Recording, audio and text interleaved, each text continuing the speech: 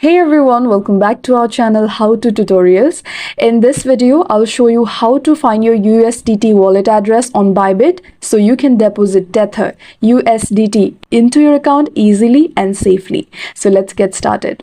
First, open the Bybit app and log into your account with your credentials. Next, tap on Assets at the bottom right corner of your screen. Now tap the Deposit button. Go with Deposit Crypto. Now search for USDT and tap on it from the list of available cryptocurrencies. Okay, here's an important step. Choose the right blockchain network. USDT is available on many chains like ERC20 Ethereum, TRC20 Tron, BEP20 Binance Smart Chain, Arbitrum, Optimism, etc.